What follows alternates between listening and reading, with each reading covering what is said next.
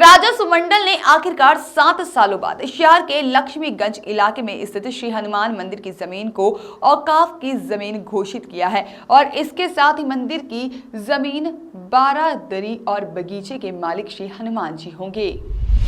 हाल ही में supreme court ने judgement दिया है जिसमें कहा गया है कि सार्वजनिक मंदिर और उसकी जमीन के मालिक मंदिर में विराजमान प्रतिमा होगी।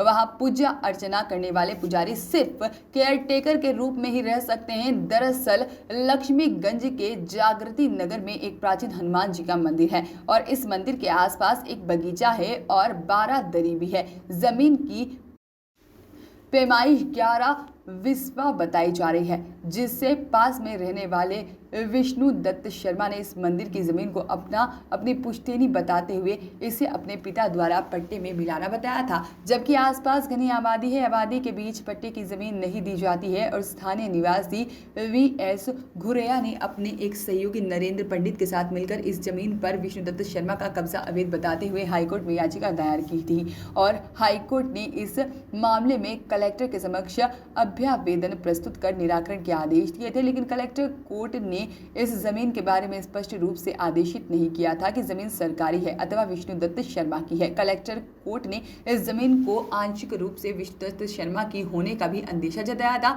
इसके खिलाफ बीएस घुरेया और उनके समर्थक सहयोगी राजस्व मंडल में गए और यहां पर रेवेन्यू बोर्ड के प्रशासनिक सदस्य मनुष श्रीवास्तव ने अपने फैसले में इसे जमीन को सरकारी माना था और इसके खिलाफ विष्णु दत्त शर्मा ने 2019 में पुनर्निरीक्षण याचिका दायर की थी और इस याचिका पर अंतिम बहस इसी साल मई में हुई थी। इस बीच सुप्रीम कोर्ट का वह ऐतिहासिक फैसला आ गया जिसमें उसने सार्वजनिक क्षेत्र में मंदिर अथवा उससे जुड़ा संपत्ति का मालिकाना हक मंदिर में विराजमान मूर्ति को दिया है और जहां पर मंदिर के पुजारी अथवा देखरेख करने वाले परिसर में केयरटेकर के रूप में वहां पर रह सकते हैं। और खास बात यह है कि सुप्रीम कोर्ट के नए निर्देशों के बावजूद मध्य प्रदेश के ग्वालियर में यह पहला फैसला है। यह फैसला राजस्व मंडल में जिसमें सार्वजनिक मंदिर की जमीन में मालिक हनुमान जी की प्रतिमा होगी।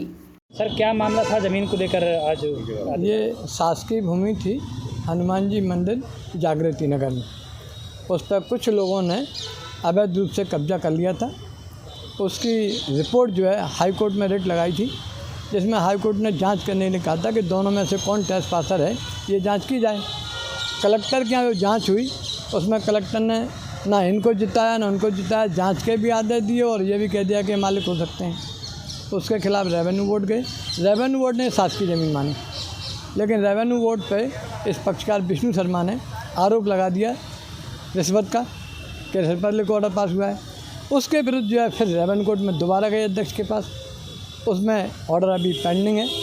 लेकिन ये उन्होंने माना कि ज़मीन शासकीय है और शासकीय ज़मीन पे जो ट्रेसपासर है उसको कोई राइट होते नहीं है, क्योंकि माननीय सुप्रीम कोर्ट का भी ऑर्डर आ गया है कि जो शासकीय ज़मीन मंदिर की है उसकी मालिक जो है केवल मंदिर के मूर्ति होती है, पुजारी केवल केयरटेकर होता है। तो न ये पुजारी थे न इसके मालिक थे, केवल ट्रेसपासर थे। तो ट्रेसपासर के खिलाफ कोई राइट बनते नहीं है, इसलिए गवर्नमेंट का ऑर्डर आने से अब ये मंदिर की भूमि मंदिर को मिल गई। सर, बताया भी जा रहा है कि मध्य प्रदेश में पहली बार ऐसा हुआ है। हाँ, मध्य प्रदेश में, क्योंकि ये पेंडिंग था, रेवेन्यू बोर्ड में है और उसको ऑर्डर आने से उनको नीचे के अधिकारियों की नॉलेज में था कि ये अवैध रूप से कब्जा है, इसलिए इस पर पहले एक्शन लिया गया है। इसके लिए मैं कलेक्टर महोदय ग्वालियर को धन्यवाद देता हूँ कि उन्होंने इस पर एक्शन लिया है। तो अभी क्या स्थिति है? अभी हाल में मंदिर की जो ज़मीन है, अभी हाल फिलहाल ये है कि मंदिर उसमें 400 साल पुराना बना हुआ है, बाउंड्री बनी हुई है। इन्होंने 12 दरी बनी थी, वो विष्णु शर्मा जो अब ख़त्म हो गए उन्होंने उसको तोड़ दिया था। लेकिन अभी इस समय उसमें मूर्ति स्थापित है, पूजा हो रही है और उसमें कुआं था, उसको उन्होंने पूर दिया है, नीम का पेड़ था। लेकिन बाकी अभी ज़मीन सुरक्षित है। कुछ ज़मीन में छोटा सा एक गार्डन था जिस पर इन्होंने कब्जा कर रखा है, वो कलेक्टर महोदय हटा देंगे इस आदेश। ये model convent high secondary school दर्पण कॉलोनी ग्वालियर सीबीएसई दिल्ली एवं माध्यमिक शिक्षा मंडल भोपाल से मान्यता प्राप्त नर्सरी से कक्षा 12 तक अंग्रेजी एवं हिंदी माध्यम शिक्षण सुविधा उपलब्ध। कोरोना काल में कक्षा नर्सरी से कक्षा 12 तक ऑनलाइन कक्षाओं के नियमित संचालन एवं वर्तमान में शासन नियम अनुसार कक्षा 9 से 12 तक शिक्षा प्रदान करने वाले model convent higher secondary school में छात्र छात्राओं को नियमित मार्गदर्शन मिल रहा है। 20,000 स्क्वायर फीट क्षेत्र में फैले इस संस्था में 10,000 स्क्वायर फीट का खेल मैदान, 2,000 वर्ग फीट का सभा कक्ष, 20 अध्ययन कक्ष, कंप्यूटर लैब, पुस्तकालय, भौतिक, रसायन, जीव विज्ञान प्रयोगशालाएं उपलब्ध हैं। नियमित शैक्षणिक, सांस्कृतिक, आध्यात्मिक गतिविधियों से बच्चों का सर्वांगीण विकास होता है। स्वतंत्रता दिवस पर कोरोना योद्धाओं का सम्मान एवं बोर्ड परीक्षा के मेधावी छात्र छात्राओं को पुरस्कृत किया गया। विद्यालय में प्रवेश हेतु कार्यालय समय सुबह 8 से 2 बजे। संपर्क सूत्र 7512340246 7225964184